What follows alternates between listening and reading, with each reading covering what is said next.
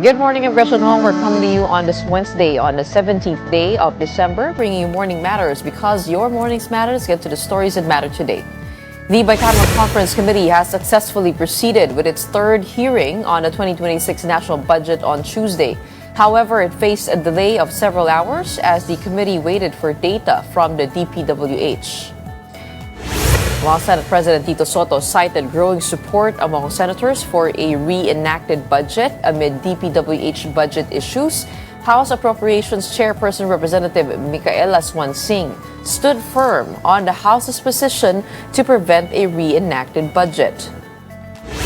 And the medal rush continues for the Philippines in the 33rd Southeast Asian Games in Thailand. The team bagged 4 fresh gold medals yesterday, with pole vault sensation EJ Obiena leading the charge. Welcome to our program, Morning Matters, where we talk about the issues you need to know for the rest of your day. Now, first in the agenda.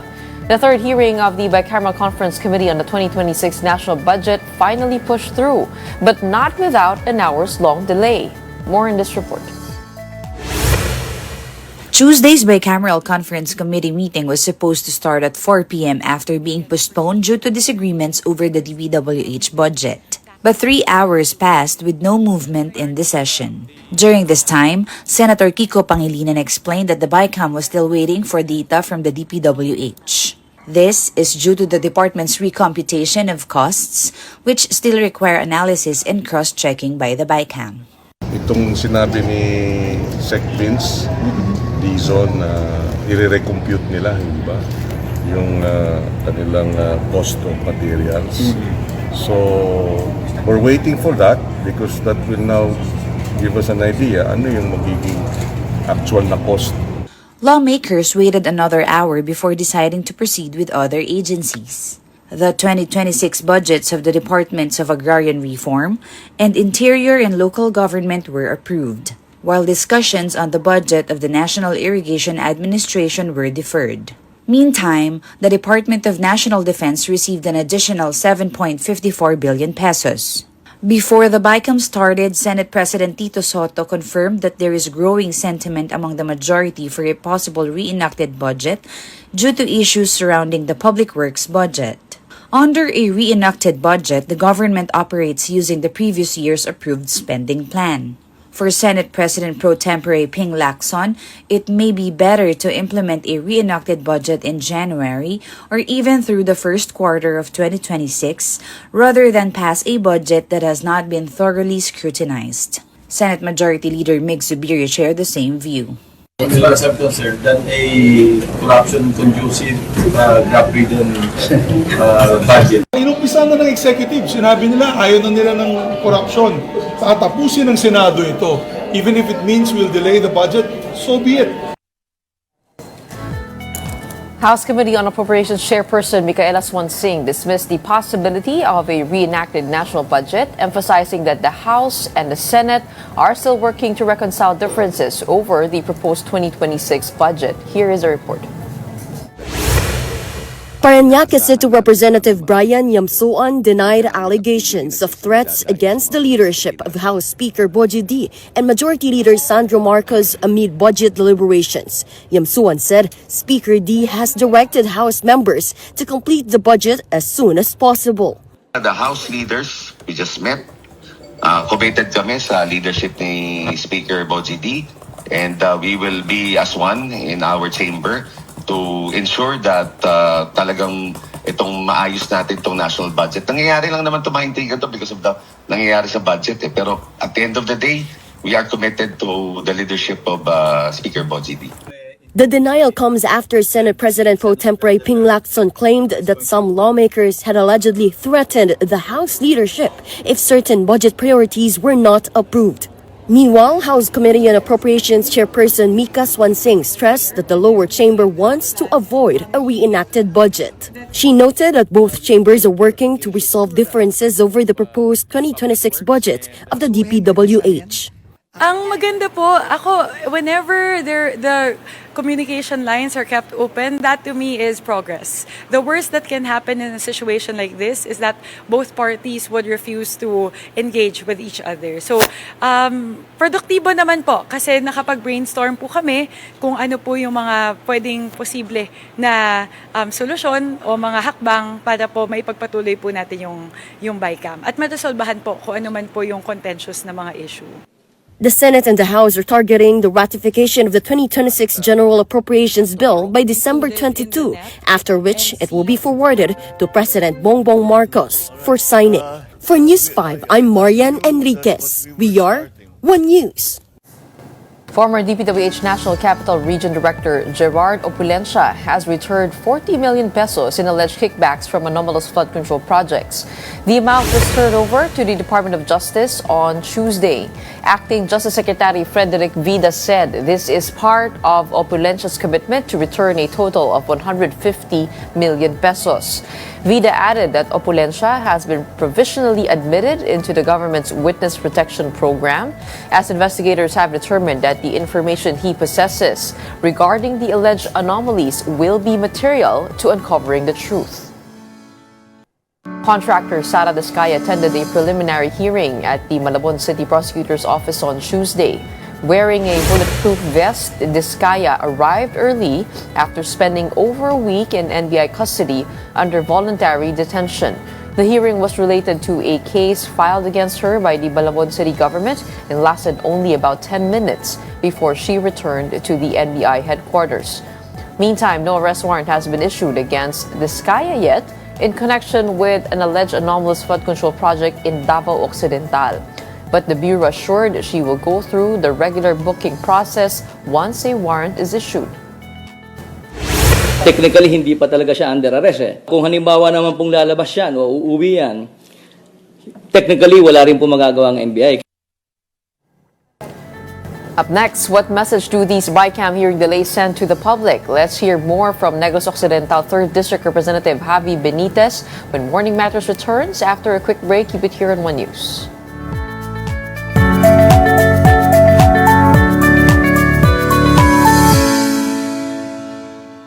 Good morning, I'm Gretchen Noen here at Morning Matters. We talk about the most pressing issues and give you the context behind the headlines.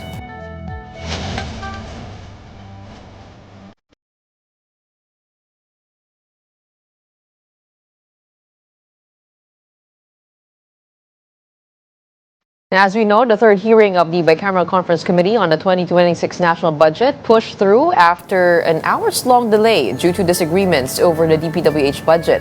Lawmakers initially waited for updated data from the DPWH as project costs are still being recomputed and verified. However, they opted to proceed with deliberations on other agencies. House Committee on Appropriations Chairperson Micaela Swansing, meanwhile, stressed that the lower chamber wants to avoid a reenacted budget. She noted that both chambers are working to resolve differences in the budget. Let's now talk about the possibility or lack thereof of a reenacted budget with Negros Occidental Representative Javi Benitez. Magandang umaga sa iyo, Congressman. Welcome to Morning Matters. Magandang umaga, Ms. Gretchen, and I'm so honored to be here in Morning Matters. Hey, Congressman, first of all, you are of observer status. Am I correct in the BICAM? Is this a new thing that they have adopted, or is this tradition to have observers? So it's the first time in Philippine history that we are having a live stream for a bicameral conference. And it's an honor to be part as the only neophyte on the House panel. And even on the Senate panel, I think there are no neophytes there. But, you know, it's transformational because we are now allowing the public to see kung ano yung nangyayari sa bicameral conference.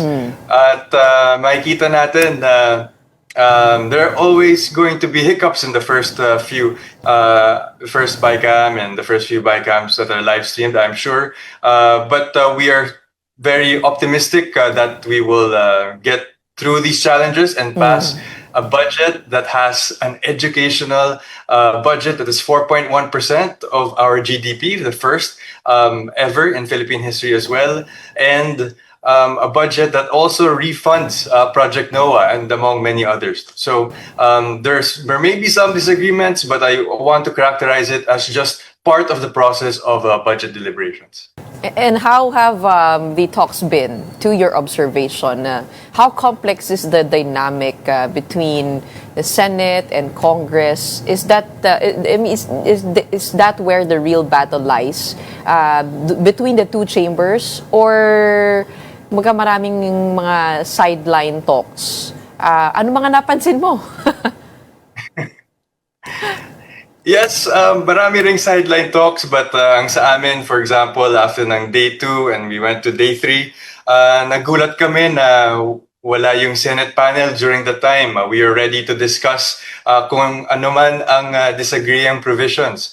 But all's well because on the day 4, well, technically day 4, but on day 3, they came back and said that they wanted to reconsider kung ano ang sinasabi ng DPWH about their presentation on the CMPD, because initially the Secretary Vince was also saying that it's virtually impossible to have every project in the region fairly computed in time to pass this budget. But I believe yesterday Sen Win also received a letter from Secretary Vince that it is possible for a limited number of projects, which if the Senate panel want to push through with this, then they will need some time. And yun lang po, Ms. Usgetchen, is that we are supposed to have this passed on the BICAM this week.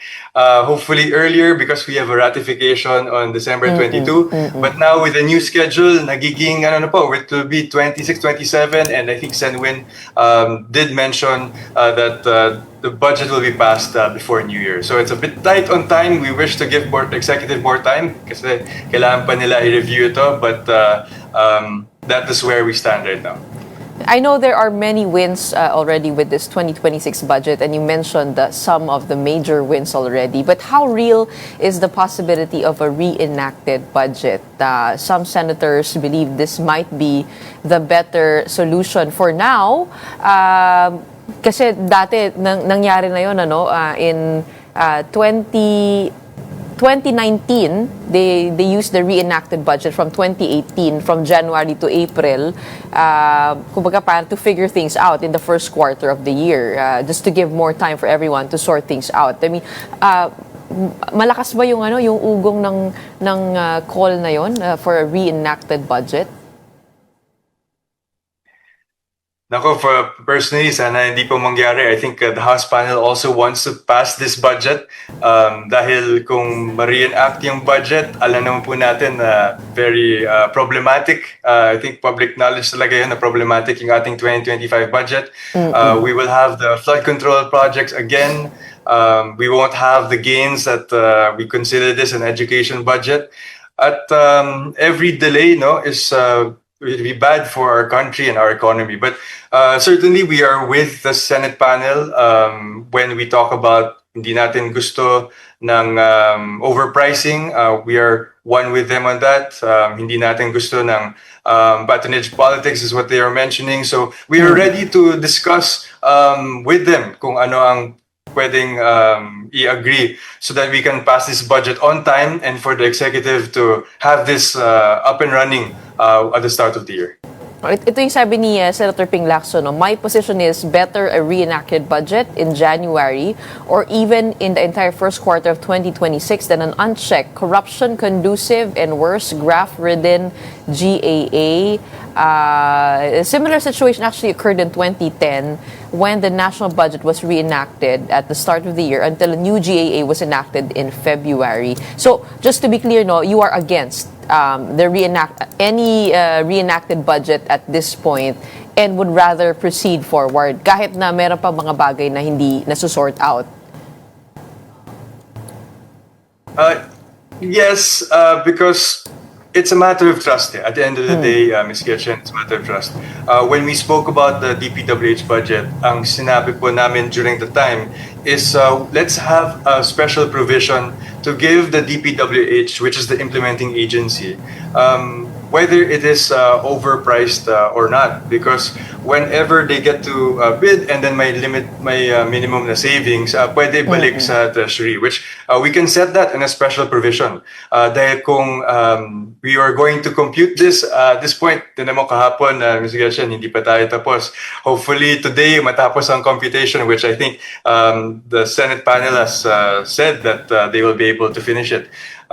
So yes, there could be more time, but we are hoping that we are efficient with our budget so that we can have this earlier, and yun po yung gusto natin. We plan things properly and have our projects utilized by the end of the year. But how did day 3 end? I understand you were there until the very end, no? Kahapon. Napag-usapan narinig ko, pinag-usapan na yung mga ayuda, yung AIX ng DSWD, and you posted something about TUPAD. How was there progress at the end of day 3? Yes, day 3 it went well, in my opinion, because nag-agreement on many provisions ang House and Senate.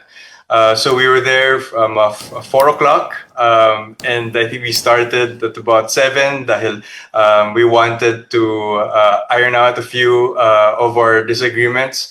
But when we did get to start, it was smooth.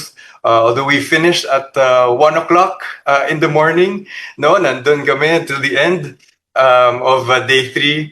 And nakita mo nga yung post ko about sa TUPAD. Actually, parang ayoko nang i-bring up, pero sabihin ko na lang din dahil may sinabi po ang Senate panel na about sa mga uniforms and about sa materials. And may comment po kasi na yung TUPAD workers ay parang mga PDLs, which I did not sit well with me. Kaya I had to post about it na sinabi ko ang mga TUPAD workers ay marangal na nagtatrabaho para sa ating bayan. They are community workers who want to work for their families. At it did not sit well with me. That's why I posted. At yung uniform na yan ay para sa identification. So that's hindi po para sa ikakahiya ng isang tao. So that's and it ended sa DSWD.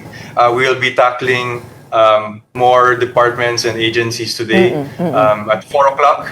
Initially it was set at 2, but we got a message this morning na gusto ng Senate to attend their session today, and we will be resuming at 4 p.m. Speaking of ayuda programs, one of the budgets in contention is the MAIFIP program of the DOH. So what is your view on that? No? Kasi tumaas yung budget na ito, no? Way from, kumbaga, ito yung budget ng Kongreso, binaba ng Senado at ibinabalik na sa 51 billion na ngayon. What is your view on that? We had DOH ASEC Albert Domingo, sabi niya, ang kanilang panawagan ay sana kung dadagdagan ng budget, mailagay na lang ito sa LGU hospitals at hindi na dadaan pa sa office ng politiko. Your thoughts on how this issue could be settled amongst our lawmakers?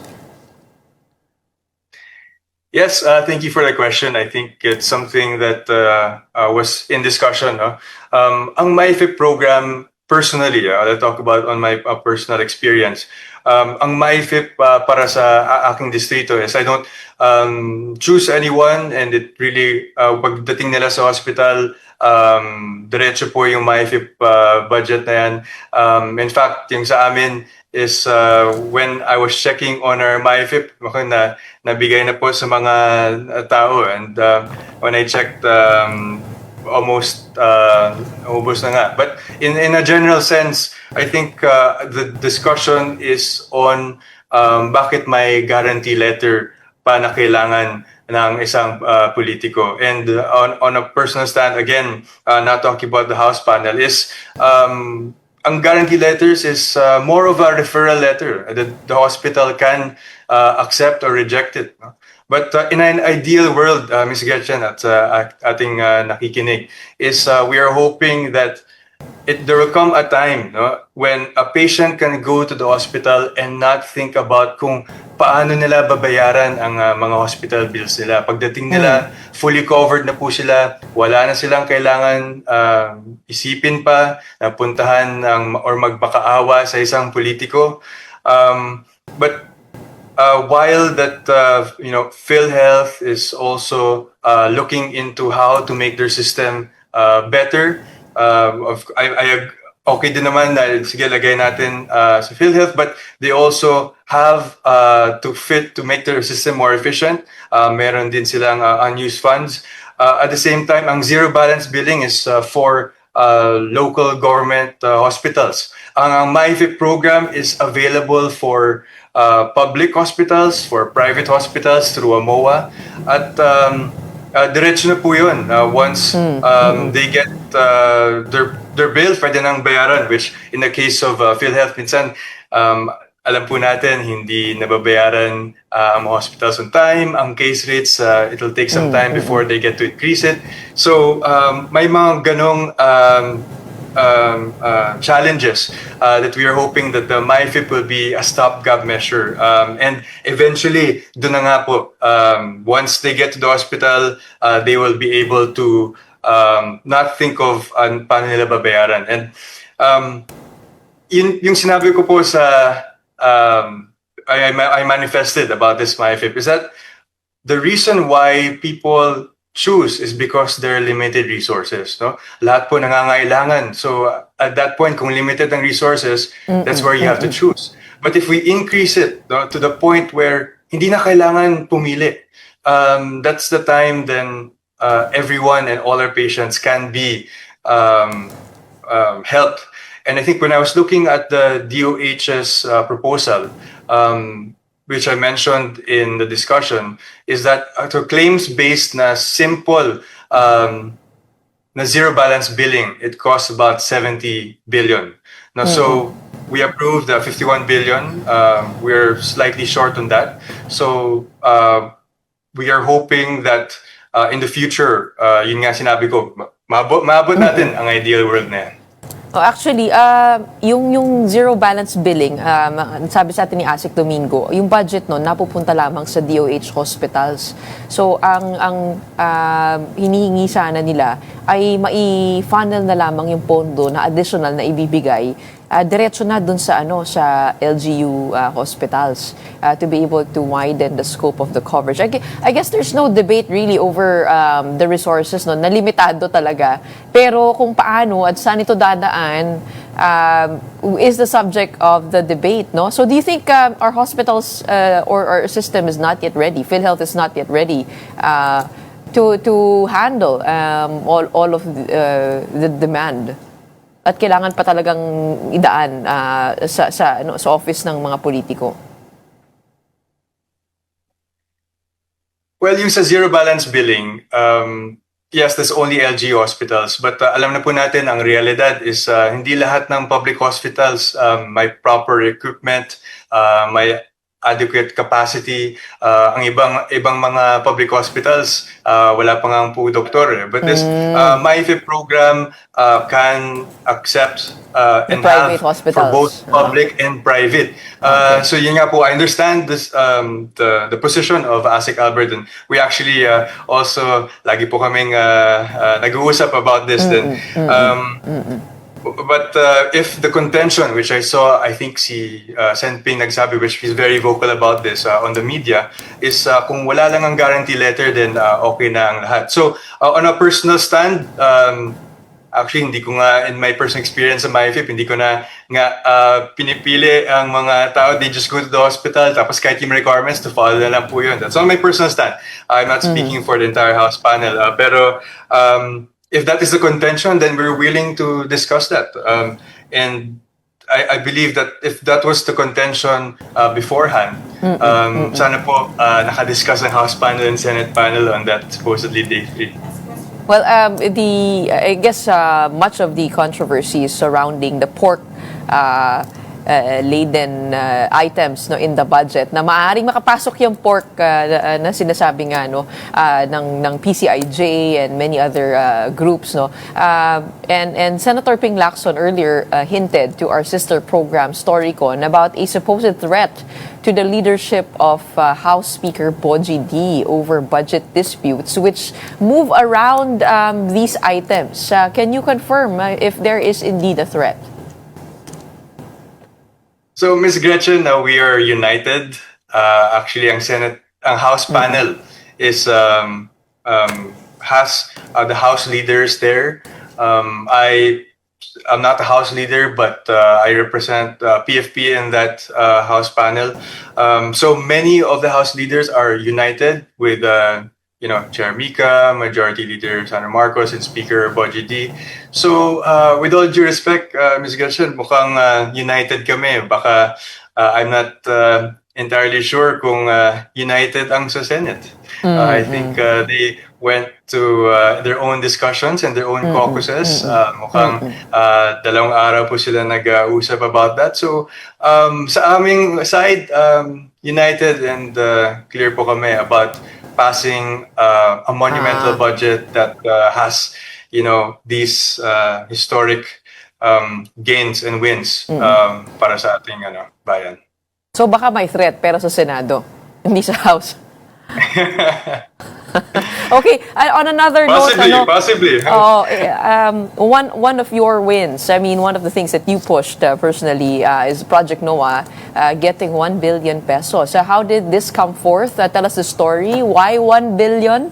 It seems to be a huge amount for a project that was, I guess, unfunded for the past years. At ano yung vision for Project Noah sa mga usapin? Na Ms. Gretchen, napagaling mo talaga mag-research ng ating personal advocacy. So that's we're very happy that Project Noah is something close to my heart because it was unfunded for a long time, and I was actually before in university when I was studying in the US, but then in one summer I was able to work with UPRI with Dr. Mahar Lagmay many years ago. And so I just wanted to put that as context. But when I got into 20th Congress, I filed for the UP Resilience Institute to be a national resilience institute because I believe that yes, they should be still part of the UP system so that it's academic and that they can utilize many of the university's resources, but also that they are able to do this in a national scope. And ang UPRI, which is powered by Project Noah, has done accurate, real-time, high-quality hazard maps at sinasabi ni Dr. Mahar Lagmay, ang dami nilang ginagawa for our country at this point, and very limited pang kanilang budget. And when we say 1 billion, this 1 billion of the entire country to update hazard maps. So this is, again, what I said, it was seemingly large, but if you look into para sa buong bansa, baka kailangan pa nila ng kanilang budget, but this is a good start for the first year. Sinabi po ni Dr. Mahar that they'll be able to help the country, especially when we identify among areas which are safe, which are unsafe, so that we can mitigate the effects of climate change and flood sa ating bansa. So we're very happy that they got this 1 billion. And of course, I'd like to thank the House panel and Senate panel for passing this in the BICAM. All right. Sana nga hindi tayo mag-end up with a reenacted budget, or else that budget for Project Noah will be one of the ones to go away. No?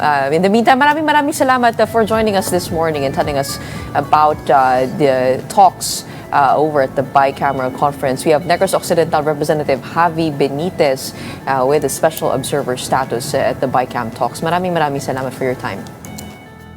Thank you so much, Ms. Gretchen, and thank you sa Morning Matters. Thank you. Stay tuned. Morning Matters will be back right after a short break. Keep it here.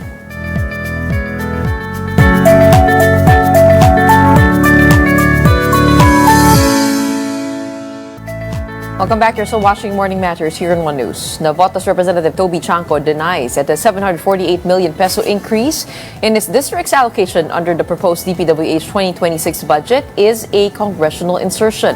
Chanco said the amount is a correction of funds he claims were wrongfully removed from Navotas' budget. He added that he could not have made any insertion because he is not a member of the House Committee on Appropriations. Now, according to Chanco, the DPWH initially resubmitted only 362 million pesos for Navotas, which he said unfairly reduced the district's budget by more than 1 billion pesos. His statement follows a report that described the additional allocation as a budget insertion after House deliberations on the 2026 spending plan. And joining us now to talk more about this, we have Navotas Representative Toby Chanco. Magandang umaga po sa inyo, Congressman. Welcome back. Yes, good morning, Gretchen. Magandang umaga. Okay, so your budget from 362 million increased to 754, or rather, 1 billion pala. It increased by 754 million. You did not lobby for this increase, the 748 million increase? Okay, ganito ha. I spoke to Sec Vince about that. Pero ganito, para mas maliwanag yung explanation sa ating mga taga-pinig. Bakit? Meron po kami tinatawag, ang bawat distrito, may tinatawag yan na NEP Restored, no? Yung National Expenditure Program Restored Budget for each district. Okay? Yung NEP Restored, yan ang minimum, pinakamababang amount na budget bawat distrito. So, dapat maintindihan bakit ba may NEP restored. Kaya may NEP restored kasi ilan kaming district representatives doon? 253 siguro, di ba? So kung walang NEP restored, magrereklamo lahat ng congressman, bakit si ganito mas mataas yung budget? Bakit si ganito mas mataas yung budget? Dahil lahat naman kami gusto ng maraming proyekto sa aming lugar, no? Okay. So kaya may NEP restored, yan yung minimum assured yearly from the year 2023, hindi ka dapat bumaba doon sa NEP restored mo. Of course, it's another matter na may mga nagque-question kung paano ba ang formula nitong NEP restored. Pero wag muna tayong pumunta doon. Imagine natin yung sitwasyon, kahit 10 na lang kayong congressman, kung walang NEP restored, at this year, ikaw yung mababa, next year ikaw yung mataas. Di ba magrereklamo kayong 10 eh. Walang basihan kung bakit mas mataas siya, bakit mas mababa ito. Kaya ang ginawa ng DPWH noon, nagkaroon ng NEP restored. No? So yun ang minimum amount assured for your district. Sa Navotas, ang NEP restored is 1,410 million pesos. Okay, so ibig sabihin, yan ang minimum na dapat para sa distrito ng Navotas. Di ba po, nung pumasok si Sec Vince, ang ginawa po niya is nagpasa ulit ng bagong NEP, di ba? If you will recall that, Gretchen, nagpasa ulit ng bagong NEP. Ang natira doon sa Navotas is 362 million pesos na lang. So, na nagpunta si Sec Vince doon sa House of Representatives, binanggit ko, Sec Vince, 362 na lang ang natira sa Navotas. Okay. So may difference na 1,048 million. Out of the 1,048 million na kulang doon sa Navotas, ang actual na naibalik na lang ng DPWH is 748 million. Tapos, may dalawang project na tig 3 million na sinasabi ko nga dati pa, hindi ko alam saan ang galing. So, 748 million plus 6 million, ang naibalik is 752 million. So, pag tinotal po natin yung 362 plus yung 752 na sinasabi nila, 1,116 million lang po ang budget ng Navotas na mas mababa ng 294 million kaysa doon sa dapat na minimum budget ng Navotas. Number 2, hindi po ako makakapag-insert dahil hindi naman po ako member ng Committee on Appropriations sa House of Representatives. In fact, di ba, if you recall, I started out as an independent member. So wala ako kahit anong committee membership sa House of Representatives ngayon. Okay. Number 3, yung additional na yan, kung tinatawag na additional, pero sa akin, it's not an additional, it's a correction. Yan bago mag-second reading. So, nung nag-second reading, kasama na siya. So, hindi tama yung report na pinasok yan after. So, ibig sabihin nung nag-second reading, kasama na yan. Number 3, kaya lang naman nagkakaroon ng insertion, yun yung insertion tinatawag kapag sikreto ang pagpupulong, di ba? Di ba? Nung dati sa amin, sa House of Representatives, after the second reading, may small committee. Di ba yan yung tinutulan ko at yan yung tinanggal ng House of Representatives. So, wala nang small committee ngayon.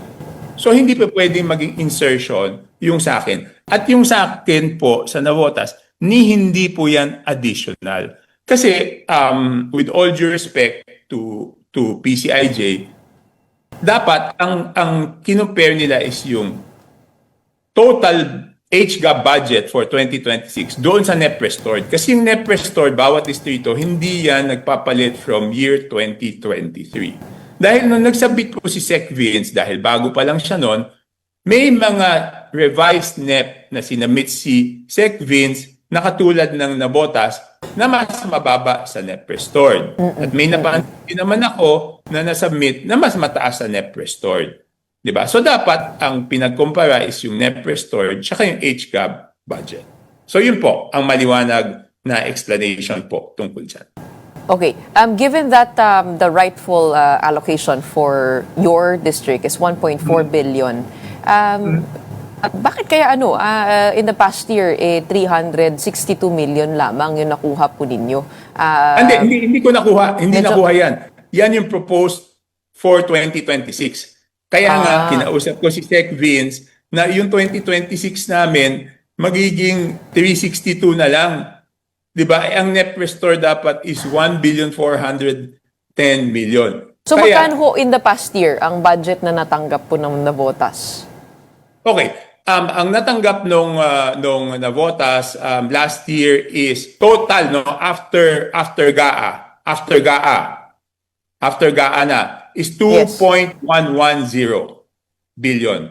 Kasi 2.110 billion. Kasi yung NEP Restored, again, I will repeat, is the minimum. Yan yung baseline. Ibig sabihin, hindi pwedeng bumaba dyan yung budget doon sa bawat distrito. Di ba? Tapos nagkakaroon ng deliberations doon sa Committee on Appropriations, nagkakaroon ng amendments. So, pwedeng tumaas yan. Pero in other words, hindi ka pwedeng bumaba doon sa NEP Restored. Pero dito sa Navotas, ang nangyari is bumaba siya doon sa minimum amount. Kaya yung 752 na sinasabi nila ay binalik lang. Kulang pa nga yung binalik doon sa budget. Pero hindi na ako masyado about it. Would you have any idea on where they got 362 million? Parang ang layo ho doon sa 1.4 tsaka yung 362 na initial proposal ng DPWH. Paano kaya nila nakuha yung figure na yon? Okay. Ang layo ho doon sa budget po ninyo na dapat. Gretchen, it is the same problem that is being faced now in the Senate. Di ba parang nagkaroon ng across the board? Yung across the board, di ba? Yung nasabi yata, I'm not sure kung ano yung sinabing figure ni Sec Vince, nasabi niya yata na ang dapat matipid is 40%. So ang ginawa, tinanggalan ng 40% yung buong DPWH. Yun sa Navotas, ang nangyayari dyan, kung matatandaan mo, when Sec Vince came in, sabi niya, tatapesan yung mga budget. Diba? So, yun, naapektuhan po yung Navotas doon sa pagtapyas na yun. Pero ito po yung initial na NEP budget. Ibig sabihin, hindi pa pumapasok si Sec Vince. Kayo na po nagsabi na pinalitan, na kinorek at ginawang 1.116 billion. Hindi, yung 1.11, okay, ganito. Di ba merong NEP muna nung panahon ni Sec Manny Bonoan? Okay? Yes. Okay. Yes. When Sec Vince came in, sabi niya, wala ng flood control. Di ba? Si Sec Vince nag-announce nun. You recall that, Gretchen? Yes, yes. Okay. So, since yung Navotas ay kailangan talaga ng flood control, so yung lahat ng flood control ng Navotas, tinanggal nila. So, ang natira is 362 million. So, ang nangyari dyan, instead na magbalik sila ng 1,048 million, nagbalik na lang sila ng 748 million. Pero, ang nangyari dito is puro multipurpose building na. Wala nang flood control. Kasi kung titignan natin yung budget ng Navotas na approved by the Regional Development Council, approved po ito ng Regional Development Council, ang top priority ng projects ng Navotas is yung flood control. Second priority na lang namin sa City Development Plan, yung multipurpose buildings. Ibig sabihin, sa limitadong budget, kailangan maayos muna yung flood control. At kung may sobrang budget, tsaka pa lang magtatayo ng mga multipurpose buildings. Ngayon, noong tinanggal yung mga flood control, ang nangyari, pinalitan na lang siya ng multipurpose buildings. Yan po yung nangyari dyan. Okay. Help us understand, though, the what's coming out of this PCIJ report, that the House leadership still gets more in terms of the DPWH budget. Si Speaker Boji D, si Nueva Ecija Representative Micaela Swansing, they ranked the highest in this DPWH budget. Bakit ho kaya? I mean, syempre, if we are referring already to a formula, no? Is it a matter of them being close to the powers that be? Okay, Gretchen, hindi ko alam kasi yung figures nila, hindi ko na masyadong tinignan 'di ba? Ang concern ko lang yung akin no. But what I can say with the whole PCIJ article, with all due respect again to PCIJ, yung word na insertion. Because hindi na makakapag-insert because wala ng small committee. Di ba kaya namin tinawag na insertion yon? In all my previous interviews, insertion is a secret amendment. Sikretong amendment. Okay. Nagagawa yan noong dati sa dalawang pagkakataon. Number one, sa House of Representatives, nagagawa yan noong may small committee pa. Okay? Kasi 4 na tao lang yon na nag-aamyenda. So, kaya tinatawag na insertion yon. Pero ngayon, wala ng small committee dahil, di ba, piniklamo ko yan at pinalitan na ng BARC, Budget Amendment Reform. Subcommittee. Okay? So, wala ng sikreto. So, sa tingin ko, with all due respect again to PCIJ, mali yung pagtawag nila ng insertion. Okay? The second opportunity in the past to make an insertion was doon sa BICAM because the BICAM was not televised. Hindi napapanood ng mga tao. So, sikreto. So, kaya siya tinawag na insertion. Ngayon, pagkatapos ba ng BICAM, yung mga amendments doon ay tatawagin ba nating insertion o hindi? So, definitely hindi na siya tatawaging insertion, tatawagin na siyang amendments kasi hindi na siya sikretong ginawa. So, in the same manner, dapat yung doon sa House, kung nagkaroon man ng amendments, ay hindi sikretong ginawa. And yung amendments nung sa amin is not really an amendment. It was just correction of the wrong deduction of DPWH. Kaya nga, binalik. Ngayon, I cannot comment on the budgets of the Speaker and Congressman Swansing dahil hindi ko naman alam kung ano yung circumstances nung pinagdaanan nung kanilang budget. Okay. Ang sinasabi ko lang, this would have been amendments. But yung pag-title noong article na insertion, yun ang sa tingin ko mali kasi wala ng insertion doon sa level ng House of Representatives at wala na rin magiging insertion doon sa level ng BICAM dahil nga transparent na ito. Oo. Okay. But it has been brought up though na kahit sa NEP nagkakaroon ng parang dagdag but I guess because this all came out after the NEP was submitted, then that discussion is smooth. Let's move on over to go ahead. The original NEP, the net restored of Navotas was much higher than 1.4 billion.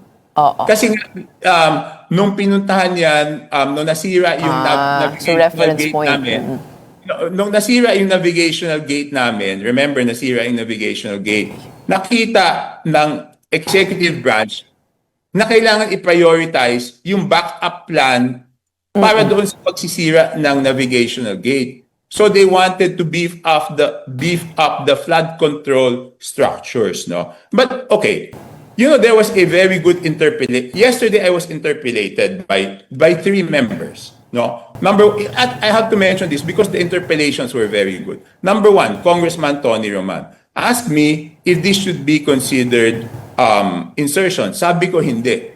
If ever the other should be considered amendments because there's no insertion kasi wala na small committee. But on the part of Navotas, correction to. Number 2, si Congressman Egay Erice, he asked kung dapat ba nagdadaan sa lokal, no? Yung tinatawag na bottoms-up budgeting, dumadaan sa local investment plan at regional development council. Sabi ko dapat ganyan ang proseso at lahat ng flood control projects ng Navotas ay dumaan po sa Regional Development Council and approved po ng Regional Development Council. Number 3, yung kay Congresswoman Garin. Medyo controversial yung tanong niya, but of course, I had to answer it straight to the point. Sabi niya, paano daw katulad doon sa Iloilo, may flood control project sila doon? Dapat matatapos na. Kaya lang, totally walang flood control project. Sabi niya doon sa interpellation niya, of course not in toto, pwede bang sabihin doon sa Bagyo na wag muna kayong dumating? No? So in other words, she was asking me kung pabor ako na wala na totaling flood control projects. Sinagot ko yan. Sabi ko, ang opinion ko dyan, with all due respect again to the executive branch, dapat ang tinanggal lang is yung mga maanomalyang flood control projects. Pero yung ayos na flood control projects, dapat ni-retain. Because like in her case, kung for example, 3 kilometro yung sinasabi niyang coastal protection, sabihin mo ng 2.9 kilometers tapos, may 100 meters na hindi tapos. Doon naman papasok yung tubig. So yung 2.9 kilometers, hindi mo rin mapapakinabangan. And I think she was saying that road is from Iloilo to Antique. No? So, sa tingin ko, kung walang kalokohan doon, dapat tinuloy yun. Ang naging halimbawa ko nga doon is what if ang classrooms ay natuklasan natin na may anomalya. Does that mean for 1 year, wala tayong itatayong classroom? But again, with all due respect, I respect the decision of the executive regarding this matter, but that is my opinion, no? Speaking of holding up the budget, there are 3 main issues that we're seeing here that's in contention. One is the MAIFIP budget, another is the farm to market roads budget, and the other is, of course, the DPWH materials costing. To your view, how could the Senate and the House break the impasse? Ano kaya yung makakapag-solve nitong deadlock na ito? At ano po yung mga napansin ninyo over how the BICAM is being held? Number 1, FMR, I cannot comment. We don't have farm to market roads in Navotas, so I will not comment on that issue. Yes, okay. Wala kami nga. Okay, yung MAIP, yung tinatawag na guarantee letter, di ba? Gretchen, no? Sana maintindihan. Okay, ano ba ang reaction ng mga constituents namin kapag meron silang hindi mabayaran na bill sa ospital? Hindi naman kami yung humihingi na pumunta sila sa amin. Pumupunta lang sila sa amin basta dahil humihingi ng tulong. Diba? Okay. So, kung paglabas nila sa ospital, wala silang babayaran, yan ang ideal. Okay. At hindi lang yan po pagdating doon sa hospitalization. Alam niyo, ang mga constituents ng congressman, kapag sinabing national government ang concern nila, for example, may concern sila sa DOLE at hindi maayos, hindi naman sila kaagad pupunta sa DOLE. Ang nagiging parang puntahan nila is yung district office ng congressman. So kahit dole yan, pupunta sila sa opisina ng congressman. Kung meron silang concern, for example, sa Department of Agriculture, pupunta yan sa opisina ng congressman. So hindi lang po yan doon sa DOH o sa MAIP, di ba? May problema sila. For example, doon sa senior citizen, ito big issue to, no? Yung mga natanggal doon sa listahan dahil may SSS, may GSIS sila. Saan sila nagrereklamo? Doon sila nagrereklamo sa office ng congressman, di ba? Pero hindi po ba yun yung sinusubukang baguhin dito?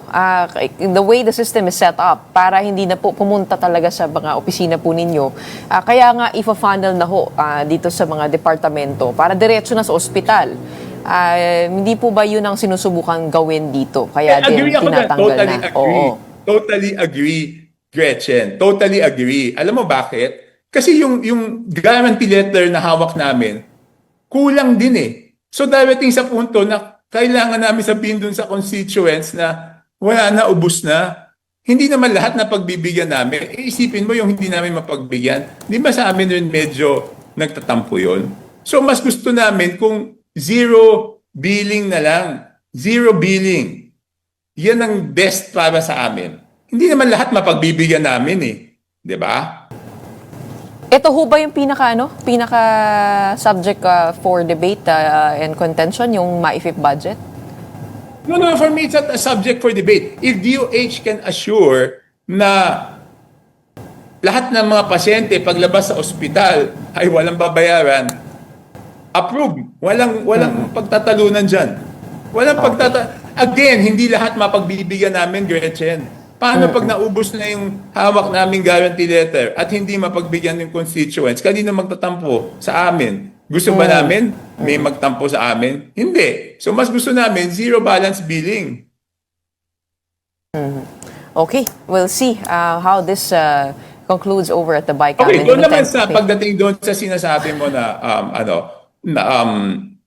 DUPA, detailed unit price analysis. Ang totoo diyan, ang opinion ko, kulang lang sa oras, 'di ba? Because ideally, what should have happened was that per project, computein yung project cost para malaman yung total savings. Dito kasi parang sa intindi ko na estimate na lang dahil kulang nga sa oras. At ang nangyayari yata dito is in average na lang. For example, I think they use the figure na 30% yata of, let's say 30% ang ginamit. Sinabi, okay, let's cut the budget by 30%. Yung mga projects na previously overpriced by 40%, may matitira na 10%.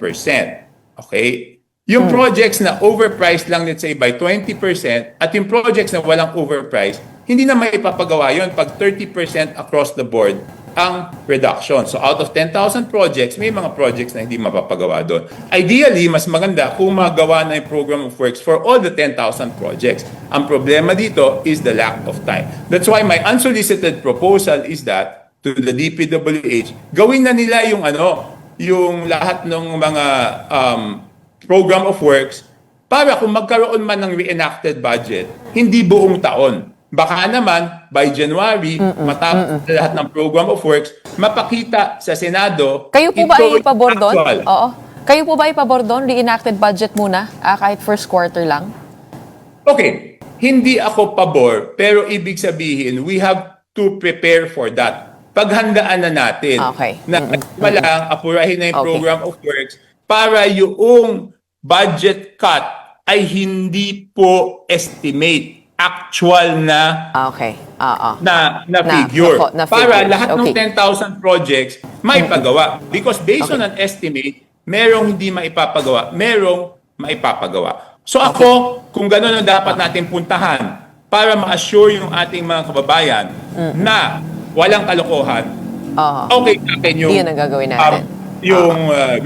Reenacted budget, basta ang importante sa akin, ma-assure ang ating mga kababayan na wala pong kalokohan. And last, Gretchen, mas mabuti pa, habang pinag-uusapan yung DPWH, busisiin na nila doon sa BICAM yung budget ng nabotas. Tignan nila kung may insertion o wala. At sila na ang magsabi kung may version o wala. Yan lang ang pakiusap ko sa BICAM, Gretchen. Okay. We are 3 minutes over time, but of Thank you, course, Gretchen. your Thank answer you. matters to us here at Morning Matters. Maraming salamat. We have Navotas Representative Toby Chanco commenting on the latest at the BICAM. And that wraps up today's episode of Morning Matters. We hope we've given you the right start to your morning. Let's go ahead and make the day matter. My name is Gretchen Ho. Kapatid, we are One News, all sides, all the time.